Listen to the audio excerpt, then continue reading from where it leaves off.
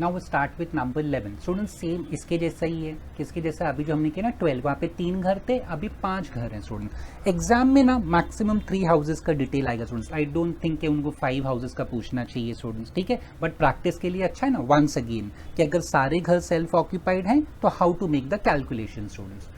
So Mr. Z, owner of 5 properties, asks us to calculate his taxable income. His taxable income पूछा है. So taxable income मतलब जो भी आपके पास heads of income दिया है, salary, house property, business profession, capital gain, other sources, सबका total करो, उसमें से डिडक्शन लो सेक्शन 80 का. ओके, नेचर ऑफ ऑक्यूपेंसी देखो सब पे लिखा है SOP SOP SOP SOP SOP and all are houses. कोई भी एसओपी फॉर बिजनेस नहीं है स्टूडेंट्स. एसओपी फॉर बिजनेस होता है so it is covered under income from business profession. ये सारे के सारे रेसिडेंशियल है. हाउस का मतलब आप रहते हो, self occupied, and house means घर खुद का है और खुद रहते हो आप, ठीक है. बट इनकम टैक्स में any 2 houses can be treated as self occupied. तो 5 में से सिर्फ 2 घर आपको सेल्फ ऑक्यूपाइड अलाउड होगा. रेस्ट 3 जो बचेंगे ना students, that will be your deemed let out property, ठीक है. अब कौन सा 2 घर चूज करना वो हम पे डिपेंड करता है, उसके लिए वो हम लोग कैलकुलेशन करते हैं स्टूडेंट्स, ठीक है. Next they have given municipal value, fair rent, standard rent. Ground rent नाम की कोई चीज हमारे फॉर्मेट में नहीं थी स्टूडेंट्स, रिपेयर्स भी नहीं था. Municipal tax they have given. अच्छा, फिर म्युनिसिपल टैक्स ड्यू का है. ड्यू मतलब आउटस्टैंडिंग. अगर आउटस्टैंडिंग है तो हम लोग माइनस नहीं कर सकते स्टूडेंट्स, इफ यू रिमेंबर. ये क्या दिया था स्टूडेंट, दैट वाज रिपेयर. हाँ, municipal tax is given in percentage. अच्छा, ये परसेंटेज में स्टूडेंट, मैंने समझा अमाउंट है. Okay, municipal tax in percentage, no need to worry, पहले भी हमने किया है. परसेंटेज किस पे अप्लाई होगा, म्युनिसिपल वैल्यू पे. बट उसमें से कुछ म्युनिसिपल टैक्स ड्यू है. ड्यू का मतलब होता है आउटस्टैंडिंग. तो आउटस्टैंडिंग म्युनिसिपल टैक्स आपको माइनस कर दे नहीं मिलता है. Interest on loan for purchase of property for the current year. ये प्री कंस्ट्रक्शन नहीं है, ऑल्दो यहाँ पे परचेज लिखा है. परचेज का मतलब एक्विजिशन होता है. तो हमारे पास एक टर्म होता था प्री कंस्ट्रक्शन या प्री एक्विजिशन इंटरेस्ट, बट ये प्री एक्विजिशन नहीं है क्योंकि यहाँ पे टर्म क्या यूज कर दिया, करंट ईयर, ठीक है स्टूडेंट्स. तो आपको ये इंटरेस्ट दिया, 5 घर में है. Then interest on loan for repairs of property, ये भी 5 घर के लिए आपको दिया है. Interest on loan against mortgage of property. Students पहले भी मैंने एक्सप्लेन किया है, प्रॉपर्टी गिरवी रख के लोन लेना कोई बुरी बात नहीं है. इनकम टैक्स एक्ट में इट्स अलाउड, कर सकते हो ऐसा. बट जो आपके पास लोन का पैसा आया, whatever funds you have arrange from that loan students, that loan should be utilise for 5 purposes. वो लोन जो आपने लिया ना प्रॉपर्टी गिरवी रख के, 5 जगह आप उसको यूज कर सकते हैं. Purchase, construction, reconstruction, repairs, renewables. कोई 6th पर्पस के लिए आपने यूज किया तो फिर गड़बड़ है स्टूडेंट्स, वो अलाउड नहीं रहेगा. देखो यहाँ क्या लिखा है, interest on loan against mortgage it's okay but utilise for sons marriage.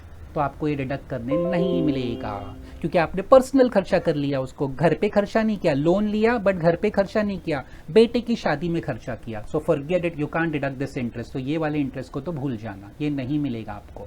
फिर एक contribution to recognise provident fund, tuition fees of 3 children, life insurance premium, repayment of housing loan principal amount, ये सब 80C में आता है. Mister Z suffers from physical disability. जो tax payer है ना मिस्टर जेड, वो खुद फिजिकली डिसेबल है, ये 80U में आता है, कैपिटल यू. हमने इनकम फ्रॉम सैलरी में भी 1-2 बार किया था स्टूडेंट्स, ठीक है.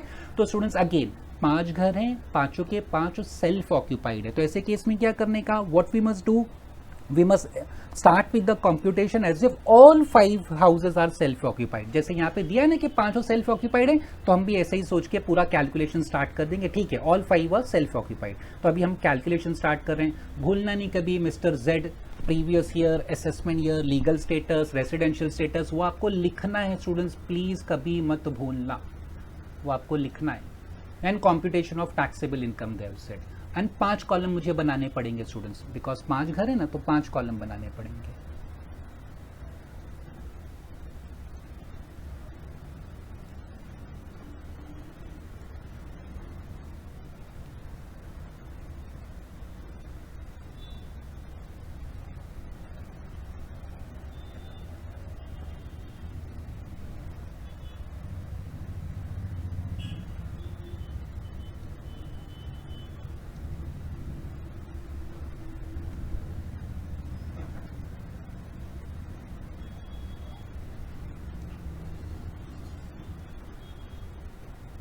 We need 5 columns for amount.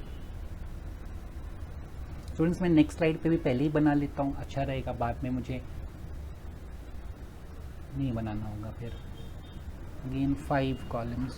There are data is given for 5 houses और 5 houses are self occupied. तो पहले ही मैं कॉलम बना के रेडी रख लेता हूँ.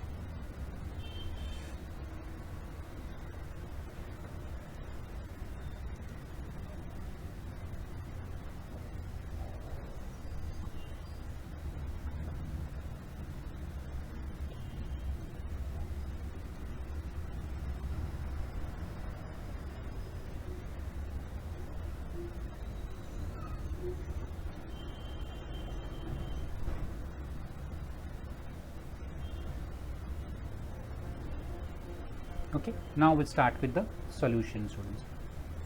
आपको नाम वगैरह वो सब स्टार्टिंग में लिखना पड़ेगा.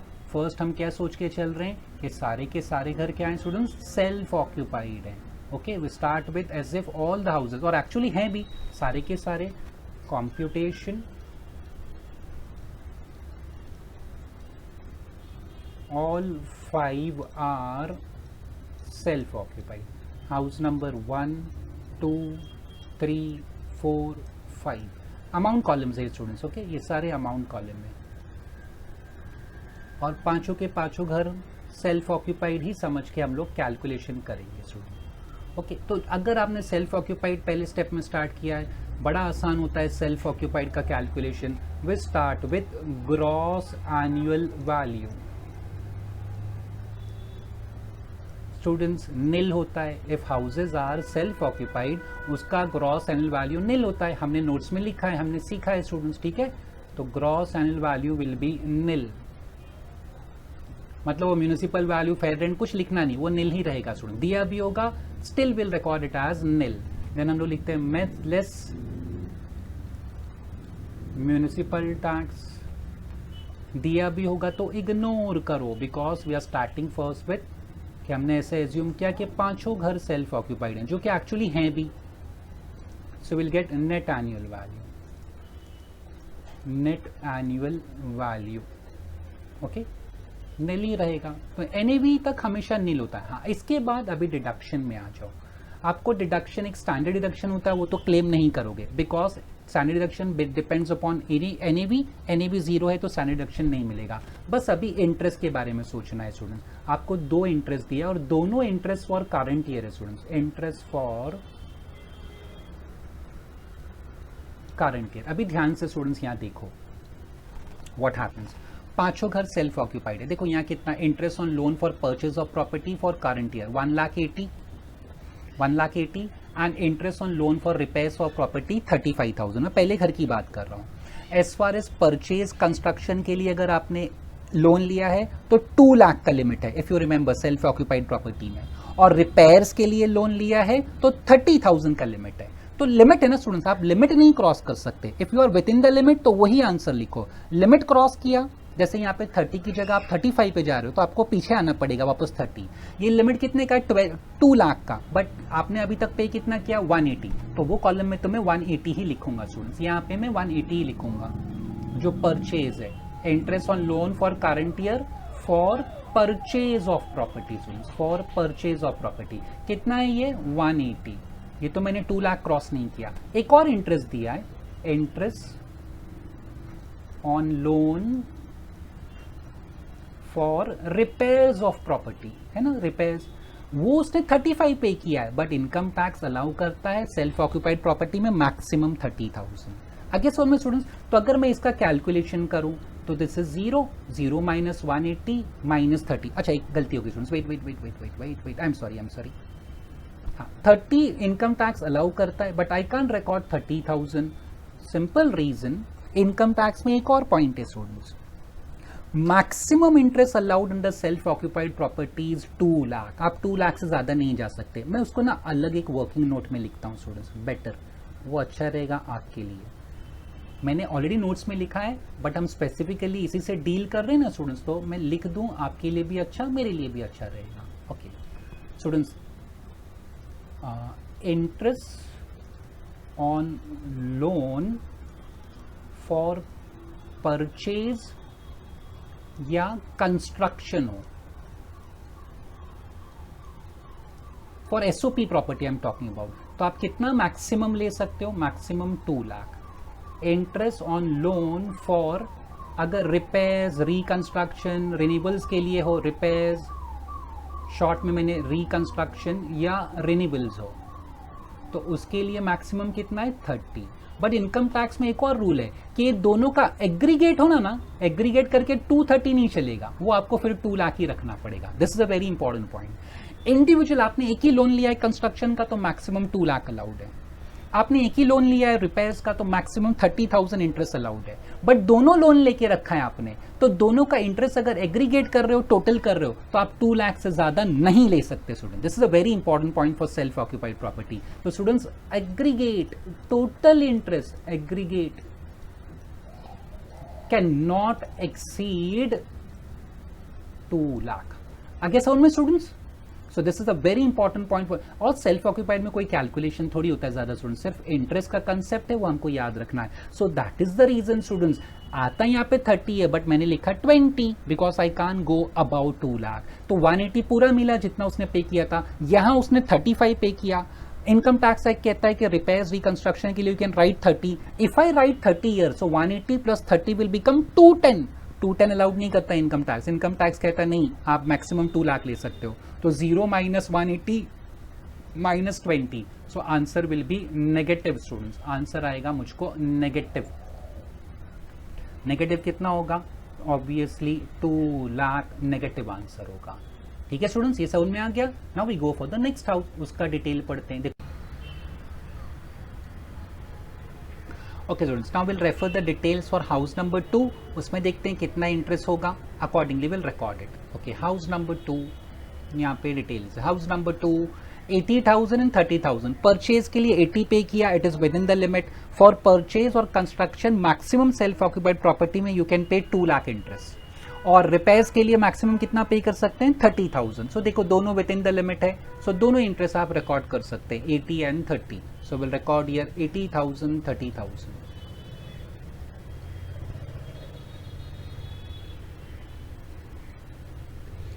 both the amounts are within the limit. So 0 minus 80 minus 30, negative answer will be 1,10,000. Same way third house का देखते हैं, फोर्थ का देखेंगे, फिफ्थ का देखेंगे स्टूडेंट। चलो ठीक है, थर्ड हाउस क्या कहता है? Okay students, this is 2 lakh interest on loan for purchase of property. अच्छा स्टूडेंट्स, यहाँ पे एक इंपॉर्टेंट पॉइंट है ताकि आपको कोई डाउट ना रहे। व्हेनेवर परचेज के लिए या कंस्ट्रक्शन के लिए if you take a loan, we calculate interest and divide it by 5 if you remember, okay? But here I'm not dividing by 5 because current year मतलब what they're saying, this is only for current year students. ऐसा नहीं है ये pre construction वाला interest है and you must divided by 5। अगर divide by 5 करना भी है तो it is already done because there they have clearly said the term is what, current year. तो ये जो इंटरेस्ट लिखा हुआ है सिर्फ एक ही साल का है करंट ईयर का students, okay? So that is the reason I am not dividing it by 5। Otherwise, interest for purchase or construction of property we always divide by 5. But once they use the term current year, मतलब वो divide by 5 is already done. Okay, students. Next, 2 lakh for purchase, so it is within the limit. Repairs 25,000, 30,000 maximum allowed है, within the limit. यहाँ देखो, interest on loan against mortgage of property, but loan utilized for son's marriage.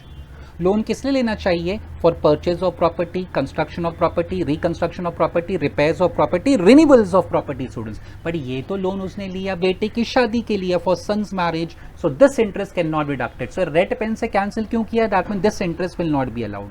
तो ये 2 लाख तो आपको मिलेगा और repairs का 25,000 है। बट स्टूडेंट्स अभी मैंने प्रॉपर्टी नंबर 1 में डिस्कस किया था, वंस अगेन डिस्कस कर लेते हैं। ये आपने 2 लाख पे किया परचेज, तो 2 लाख तो आपको मिलेगा विदाउट एनी डाउट। तो 2 लाख में लिख लेता हूं because it is within the limit. अब आपने 25,000 भी पे किया है। I won't record 25,000। थोड़ी देर पहले मैंने एक्सप्लेन किया था कि interest for an individual self occupied property total of purchase, construction and repairs can not exceed 2 lakh. जब आप 2 लाख आप ऑलरेडी यहां क्लेम कर चुके for purchase, so for repairs you can't claim a single rupee students. So ये negative answer होगा। देखो मैंने इसका नोट भी लिखा था for house number 1, that note I had recorded. कहां गया वो नोट? ये interest on loan for purchase construction maximum 2 lakh, interest on loan for repairs, reconstruction, renewal maximum 30. If I take a loan only for purchase or construction of property 2 lakh, अगर मैंने repair renewal के लिए लिया तो मैक्सिमम 30. अगर मैंने दोनों लोन लेके रखा है तो दोनों का interest aggregate I can write 2 lakh 30, maximum I can write 2 lakh students. So if this is 170 तो आई कैन राइट 30 नीचे, इफ दिस इज 160 स्टिल ये 30 रहेगा. मतलब दोनों का टोटल 2 लाख से ज्यादा नहीं होना चाहिए. हाँ, इंडिविजुअली भी दोनों का लिमिट है, परचेज का 2 लाख का है. इफ यू पे 2 lakh 50, you can't write 2 lakh 50, you have to write 2 lakh. If you pay 50,000, you can't write 50,000 repairs के लिए, you have to write 30,000. फिर दोनों का टोटल भी देखने का, total should not go above, it should not cross rupees 2 lakh. तो यहाँ पे तो क्रॉस हो रहा था ना स्टूडेंट्स, एक 2 लाख है और 25,000 भी दिया है. ऑल्दो रिपेयर्स का it is within the limit, 30,000 से कम है, but if I right 25, total interest 2,25,000 हो जाएगा aggregate, which is not allowed. तो इसके लिए मैंने 2 लाख लिखा परचेज वाला जो उसने पे किया था. ओके, 2 लाख उसने पे किया था, ये मैंने रिकॉर्ड किया. आ जाओ नेक्स्ट वाला, interest on loan for purchase of property 50,000, allowed कितना है 2 lakh, so it is within the limit. Interest on loan for repairs of property 50,000, but allowed कितना है स्टूडेंट्स 30. रिपेयर्स का आप 30 से ज्यादा नहीं लिख सकते. तो students will go over to the property number 4. ये आपने 50 पे किया, it is within the limit, but ये भी 50 पे किया है, बट रिपेयर्स का मैक्सिमम लिमिट कितना है 30. देखो दोनों का टोटल 2 लाख क्रॉस कर रहा है क्या? नहीं ना, 80,000. हाउस नंबर 5 चेक कर लो, 1,30,000 मिलेगा परचेज के लिए, यस.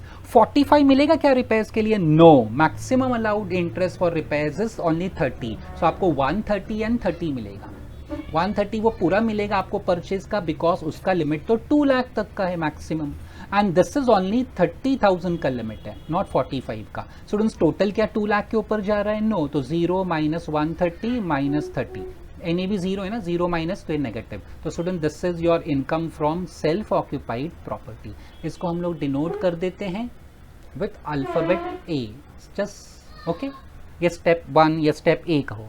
फिर इसके बाद हम लोग क्या करते हैं स्टूडेंट्स, वंस अगेन ये सबका कैलकुलेशन करना as if all the houses are deem let out. ये सोच के कैलकुलेशन करना है कि सारे के सारे घर अभी आपके डीम लेट आउट हैं करना है, बट ऐसा सोच के चलना है कि आपके घर क्या है, डीम्ड लेट आउट है, डीम्ड लेट आउट. तो ठीक है, चलो डीम लेट आउट समझ के कैलकुलेशन करते हैं. कंप्यूटेशन इफ ऑल 5 आर, मैं शॉर्ट में लिख रहा हूं DLOP, डीम लेट आउट.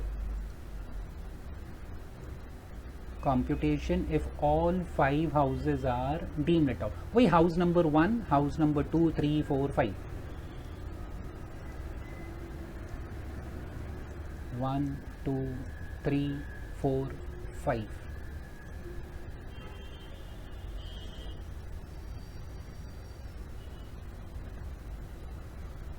चलो अब डीम लेट आउट है, स्टार्ट करते हैं calculation students. Will start with gross annual value. Gross annual value कैसे करते हैं? म्यूनिसिपल वैल्यू, फेयर रेंट, वो करना है हमको. स्टार्ट करते हैं municipal value compare with fair rent. देखते हैं क्वेश्चन में म्यूनिसिपल वैल्यू, फेयर रेंट. देखो municipal value 24, 30, 26, 28, 45. 24, 30, 26, sorry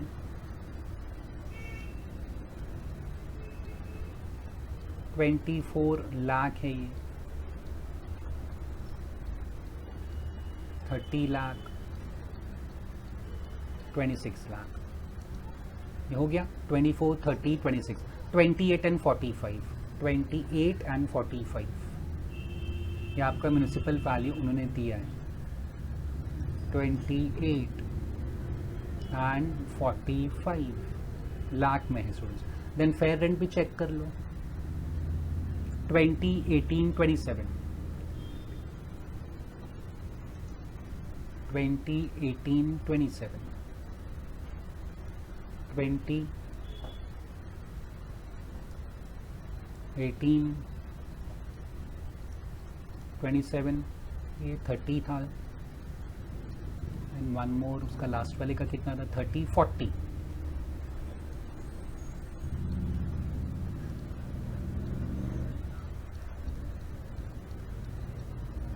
which ever is higher.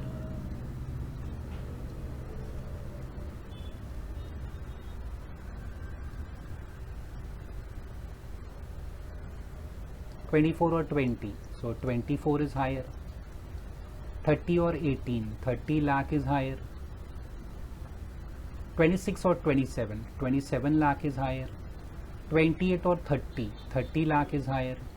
$45, $40, $45 lakh is higher. Then we record students standard rent. Standard rent भी दिया था स्टूडेंट्स, आई थिंक, मुझे ऐसा ध्यान है, सॉरी. स्टैंडर्ड रेंट कहाँ गया? Standard rent 25, 28, 23, 25, 28, 23, 25 lakh, 28 lakh, 23 lakh, 21 lakh. एक और प्रॉपर्टी था, उसका कितना था? 25, 28, 23, 21, 42, उसका 42 है. So 42 over here. So we write whichever is lower, students.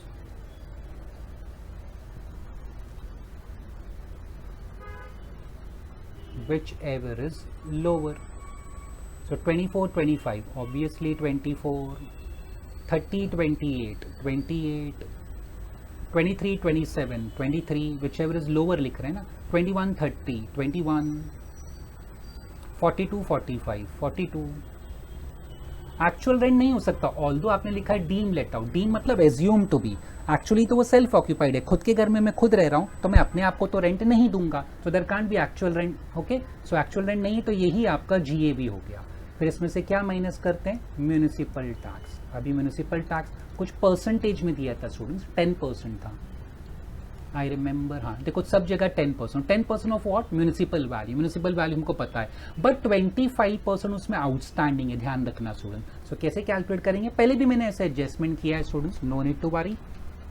Municipal value देखो 24 लाख है, मैं डायरेक्ट कैलसी यूज कर रहा हूँ, into 10%, so it comes to 2,40,000. 24 lakh का 10% इज 2,40,000. फिर 2,40,000 में से 25% इग्नोर करो बिकॉज इट इज आउटस्टैंडिंग, तो I can record only 75%, so 1,80,000. पहला केस में आएगा 1,80,000. टाइम कंज्यूमिंग है students, no doubt, but difficult नहीं. मैंने क्या किया स्टूडेंट्स? एमवी मतलब म्यूनिसिपल वैल्यू इंटू 10% इंटू 75% किया, क्यों? 25% सब केस में आउटस्टैंडिंग है. देखो 25, 25, 25 कॉमन है सब में, और ऊपर म्यूनिसिपल टैक्स भी सबका 10% कॉमन है. तो what I did? Municipal value multiply by 10% multiply by why 75%, because 25% is outstanding. तो आउटस्टैंडिंग तो हम लोग डिडक्ट नहीं कर सकते. 30 lakh into 10% into 75%, it comes to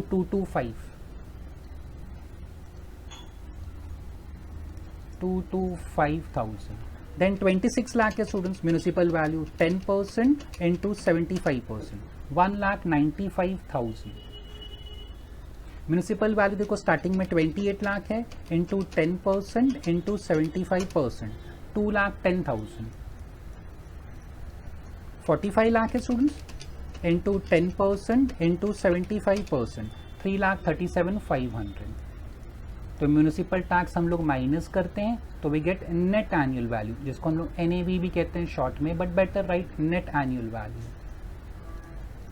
net annual value, this minus this, 24 minus 180, 24 lakh minus 1,80,000, it comes to 22,20,000, 22,20,000. Then 28 lakh minus 225, 25,75,000. Calculation part इसका difficult नहीं है स्टूडेंट, सिंपल प्लस माइनस होता है, addition deduction. Minus 195, 21,05,000, 21,05,000. Next is 21 lakh minus 210, 18,90,000, 1890.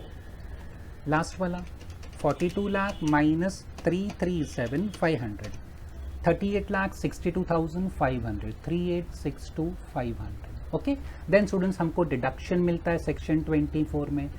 एक होता है standard deduction, 30% of NAV। देखो NAV हमारे सामने है, सबका 30%। 22 lakh 20 into 30%, 6,66,000, 666,000, sorry 2575 into 30%, 772,500, 772,500, 2,105,000 into 30%, 6,31,500.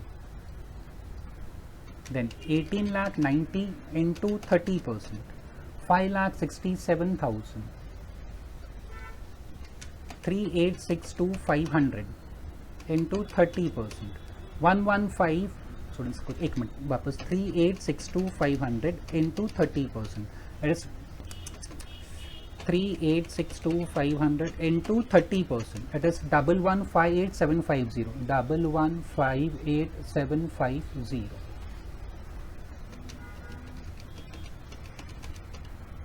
Okay फिर स्टूडेंट्स हमको इंटरेस्ट मिलता है, यहाँ पे दो तरह के इंटरेस्ट दिए हैं ना, एक ही दिया था, दो दिया था स्टूडेंट्स। अभी सेल्फ ऑक्यूपाइड नहीं है, we are assuming that they are deem let out, तो इंटरेस्ट पे आपको कोई रोक नहीं है, लिमिट नहीं है, जितना इंटरेस्ट पे किया बस वो 5 पर्पस के लिए होना चाहिए, purchase, construction, repairs, reconstruction, renewable. अगर ये पर्पस के लिए तो लिखो कितना भी इंटरेस्ट हो, वो लिमिट 2 लाख का, 30,000 का, दोनों का एग्रीगेट 2 लाख नहीं होना चाहिए, सब प्रॉपर्टी का मिला के 2 लाख क्रॉस नहीं करना चाहिए। That rule is applicable only for self occupied property, not to deem let out. तो ये सब इंटरेस्ट आपको मिलेगा स्टूडेंट्स, ये सब माइनस कर सकते हो आप, जो है 180, 35, 80, 30। तो यहां मैं लिख रहा हूं, दो इंटरेस्ट दिया है आपको, दोनों लिख सकते हैं आप। एक इंटरेस्ट ऑन परचेज है और एक इंटरेस्ट ऑन रिपेयर्स है स्टूडेंट्स, ठीक है। ये इंटरेस्ट ऑन परचेज या कंस्ट्रक्शन जो भी वहां पे लिखा है, this is 1,80,000 and this was 35,000। सबका कॉपी करना है बस आपको वहां से। ये कितना है, 80, 30, 2,25,000।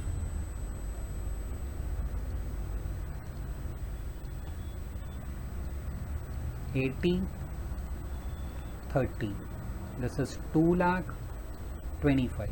We are assuming that they are deemed let out. Deemed let out के लिए इंटरेस्ट का कोई लिमिट नहीं होता है। 50-50, 130, 45,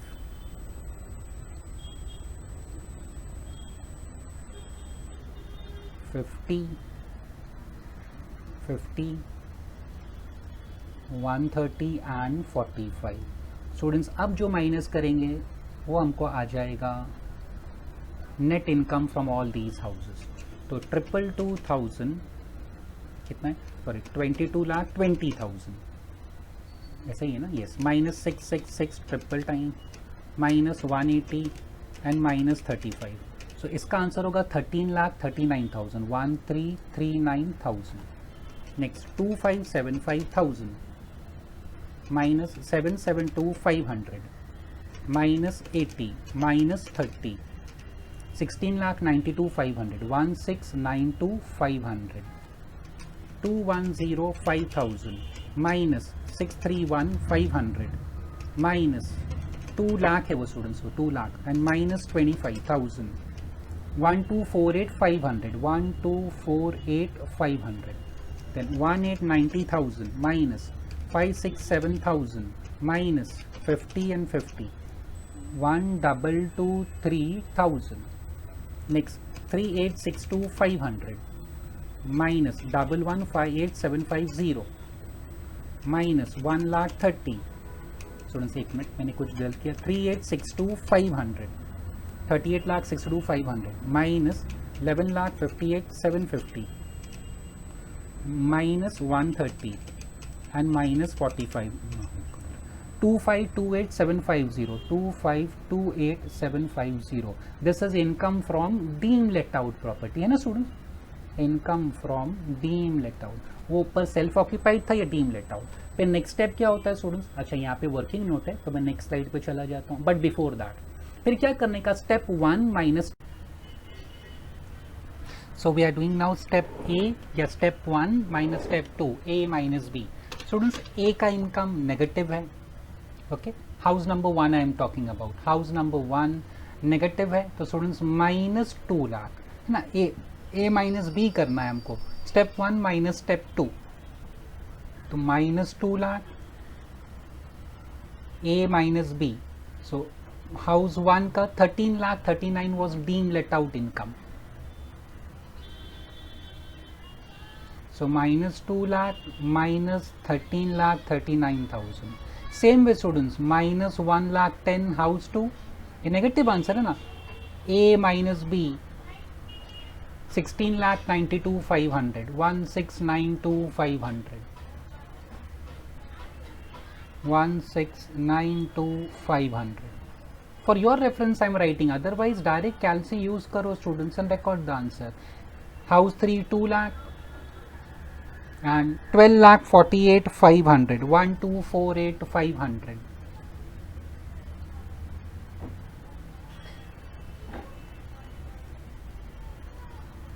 House number 4 80,000 minus house number 5 1,60,000 minus. ठीक है.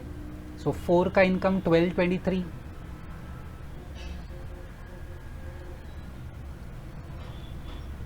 One two two 3,000 and step number sorry house number 2528,750. 2528,750. Okay. So students minus minus plus हो जाता है ना, minus into minus plus. So 13,39,000 and 2 lakh. So 15,39,000 होगा answer students. So here I am going to record दोनों का A minus B करके students. For your reference I am writing a minus b. So we get negative answer 15,39,000 for number 1. Number 2 का देखो minus 16,92,500.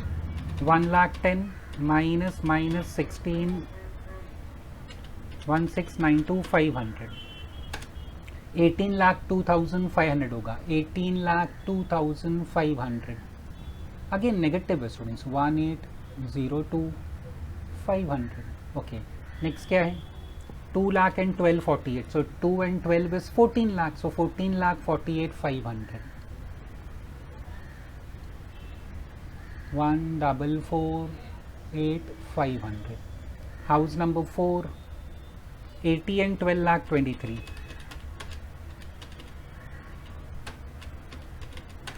13,03,000. 1,303. Again negative होगा answer. Finally 2528,750 and that is 1,60,000. 26,88,750. negative answer. 26,88,750. तो students अभी इसमें से जो highest negative कौन सा है 5 एंड सेकेंड हाईएस्ट. दो प्रॉपर्टी सेलेक्ट करना है ना हमको as a self occupied. So this is the one and student second ये हो जाएगा. तो house 2 and house 5 are self occupied. Now income from house property.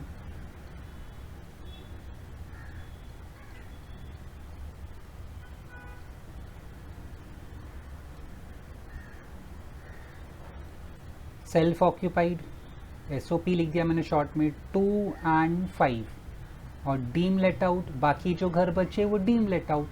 1 रह गया 3 and 4. Now student these columns are not existing. ये column exist नहीं करता, ये नहीं. अभी just we have 2 columns inner outer column. ठीक है. अभी 5 कॉलम्स भूल जाओ, वो कैलकुलेशन खत्म हो गया. अच्छा हाउस 2.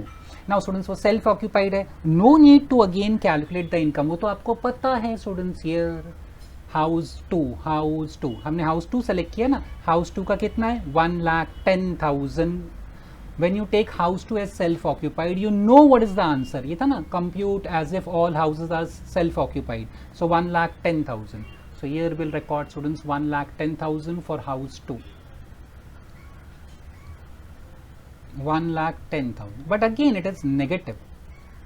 फिर हाउस 5 चेक करते हैं as self occupied. As a self occupied it was कितना 1,60,000. Another important point students I can't record 1,60,000. उसका भी रीजन है, मैं रीजन बता दूंगा. I can record only 90,000. Reason समझ लो स्टूडेंट्स. पहला see I explain what. if I take a loan for construction of self-occupied property या purchase of self-occupied property, maximum interest allowed to me is 2 lakh. If I take a loan for repairs, reconstruction, renewal of self-occupied property, maximum interest allowed is 30,000. अगर सिर्फ ये loan लिया है तो 2 लाख, ये loan लिया है तो 30, दोनों लोन लिया है मैंने, then aggregate cannot exceed 2 lakh. Okay ये इंडिविजुअल सेल्फ ऑक्यूपाइड प्रॉपर्टी की बात होगी. But here now we have selected 2 self occupied property. हमने 2 प्रॉपर्टी सेल्फ ऑक्यूपाइड सेलेक्ट कर ली students. Now income tax act says that interest for, हमने 2 select कर लिए ना, फॉर 2 SOPs एग्रीगेट या टोटल कैन नॉट एक्सीड ₹2 लाख. अभी इसका मीनिंग क्या है स्टूडेंट? देखो यहाँ पे मैंने ऑलरेडी सब कैलकुलेशन करके रखा है हमने. तो देखो इसने इंटरेस्ट कितना लिया, आई एम सॉरी स्टूडेंट्स मैं गलत क्वेश्चन पे चला गया. Here it is, see here house number 2, house number 2 how much interest we recorded 80,000 30,000. तो मैं वही लिखने जा रहा हूँ स्टूडेंट्स, कुछ नया नहीं लिख रहा हूँ students. But on the next वो वर्किंग कौन सा स्लाइड पे था, ये था. हाउस नंबर 2 की बात हो रही है. हाउस नंबर 2, हाउस 2 हमारे लिए SOP है, वो हमने ऑलरेडी SOP डिसाइड कर लिया. परचेज के लिए आपने उसका इंटरेस्ट कितना पे किया 80, और रिपेयर्स के लिए आपने कितना इंटरेस्ट पे किया 30. ये दोनों का total should not exceed 2 lakh, है ना, ऐसे ही हमने सीखा है. और वो एक्सीड भी नहीं किया, 80 and 30 is less than 2 lakh. फिर कौन सा एक मैंने घर SOP कर लिया 5 as per our calculation. Now house 5 is self occupied. उसका परचेज का इंटरेस्ट देख लो और उसका रिपेयर्स का इंटरेस्ट देख लेते हैं स्टूडेंट्स. ओके हाउस नंबर 5 कहाँ पे, house number 5 over here. 1,30,000 and 30. Okay students, so 1,30,000 and 30. Purchase के लिए 1,30,000 है, 130 and 30. टोटल कितना हुआ 160. ये दोनों का total should not exceed 2 lakh. ये इंडिविजुअल बेसिस पे. अब कलेक्टिव बेसिस स्टूडेंट्स, ये दोनों घर का टोटल शुड नॉट, खैर ये total for all these 2 together should not exceed 2 lakh. This also we have to remember. So individual basis पे भी एक घर के बारे में सोचते हैं SOP, तो you can exceed 2 lakh. Individual house 5 you can exceed 2 lakh. Now but if both are self occupied, जैसे कि है हमने सेलेक्ट कर लिया house 2 and 5, house 2 and 5 are self occupied, then दोनों का interest should not exceed 2 lakh students. अब यहां देखो स्टूडेंट्स, अब हो क्या रहा है यहाँ पे students, see what happens here. House 2 self occupied 1,10,000. ये 1,10,000 कैसे आया, बिकॉज ऑफ इंटरेस्ट ना, बिकॉज ऑफ इंटरेस्ट. 1,10,000, 80 and 30, 1,10,000. दोनों का मिला के कितना एक्सीड नहीं होना चाहिए 2 lakh. So if 1,10,000 is already recorded for house number 2, तो हाउस 5 का मैं कितना लिख सकता हूँ 90 लिख सकता हूँ, because interest for both the houses together can not exceed 2 lakh. इसके लिए मैंने 90 लिखा. Although again I explain, house 2 is my self occupied property students, तो उसका इनकम नेगेटिव आया 110. Why, because of interest 80 and 30. House 5 का भी नेगेटिव है 1,60,000. तो मैं स्टूडेंट्स ये 110 मैंने पूरा लिखा, but I can't record 160 students. मैं 160 नहीं लिख सकता फॉर द सिंपल रीजन, वो नेगेटिव इनकम क्यों आता है, इंटरेस्ट की वजह से. And collective interest, aggregate interest for both the houses together should not exceed 2 lakh. So individual basis पे भी 2 लाख से ज्यादा नहीं होना चाहिए. अब 2 घर SOP हैं, तो students total for both the houses negative income can not be more than 2 lakh, या इंटरेस्ट आपका 2 लाख से ज्यादा नहीं होना चाहिए. या आप ऐसा समझो कि interest should not exceed 2 lakh, or your negative income from self occupied property cannot be more than 2 lakh. It is not allowed. ऐसा अलाउड करने लगा ना students, her self occupied property के लिए 2 लाख नेगेटिव. तो मैंने शुरू में एक्सप्लेन किया था 5 हाउसेस सेल्फ ऑक्यूपाइड है, तो हर घर का 2 लाख वो नेगेटिव लेगा, तो total negative income will be 10 lakh. He will set of this 10 lakh against positive income. Suppose उसका कोई बिजनेस इनकम है, उसके सामने 10 लाख एडजस्ट कर देगा, बिजनेस इनकम 0 हो जाएगा. सो ही विल सेव टैक्स, वो टैक्स पे ही नहीं करेगा. तो गवर्नमेंट ने आपको एक्ट में यहाँ पे रेस्ट्रिक्ट कर दिया कि maximum loss possible. Negative income का मतलब क्या होता है, लॉस ना. Maximum loss possible under self occupied property can not exceed 2 lakh. अगर एक घर है तो एक घर का 2 लाख, इनसे ज्यादा नहीं हो सकता. But if you have 2 self occupied property, so दोनों का total should not exceed 2 lakh. Okay student, this is the only important point SOP. नहीं तो स्टूडेंट्स एसओपी में कोई कैलकुलेशन नहीं होता, देखो सब जीरो, खाली इंटरेस्ट पे हमको ध्यान देना होता है, बाकी सेल्फ ऑक्यूपाइड में कुछ नहीं है।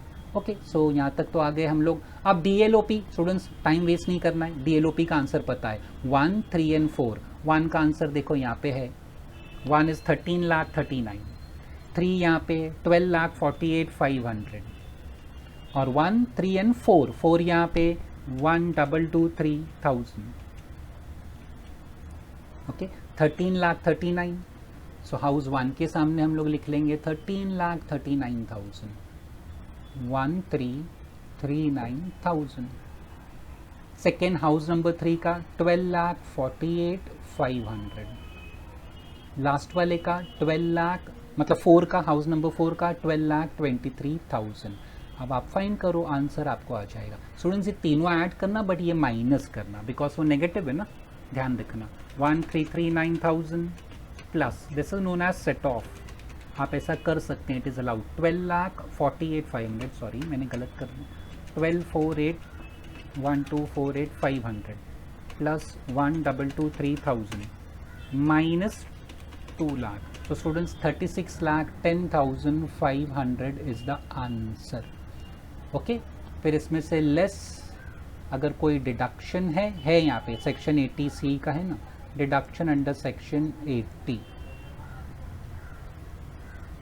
सॉरी 80C यहाँ पे था स्टूडेंट, देखो 80C, this is the question ना।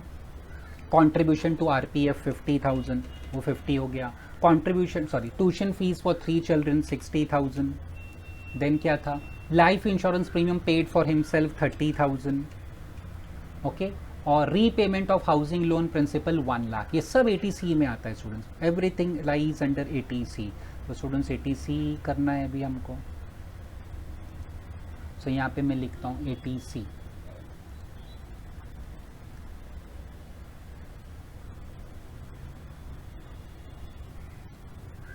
Contribution to RPF 50, tuition fees for 3 children 60.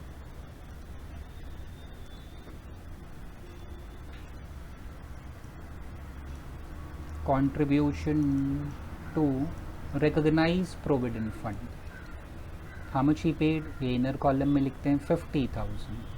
Then tuition fees for 3 children, but students allowed खाली 2 children का होता है, tuition fees for 2 children। Students उन्होंने 60,000 दिया है फॉर 3 चिल्ड्रन, तो सिंपल 60,000 इंटू 2/3, क्योंकि मुझे 2 चिल्ड्रन का आंसर चाहिए। He paid for 3 children but I need answer for 2 children, so into 2/3।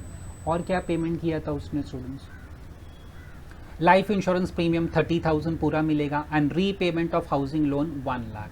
Life insurance premium 30,000, क्योंकि उसका पॉलिसी अमाउंट 10 लाख है, 10 लाख का 10% is 1 lakh, so is within the limit. Life insurance premium, sorry students, life insurance premium 30,000. Repayment of housing loan, अगर आपने कोई घर के लिए लोन लिया है and you are repaying that, so it is allowed to be deducted under 80C. आपने loan लिया था to buy commercial property and you repay back, then it is not allowed.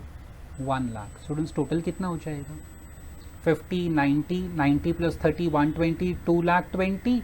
But आपको याद होगा 80C का limit होता है, और ₹1,50,000 which ever is less. So 220, 150, which is less, obviously 150. तो 150 outer column में।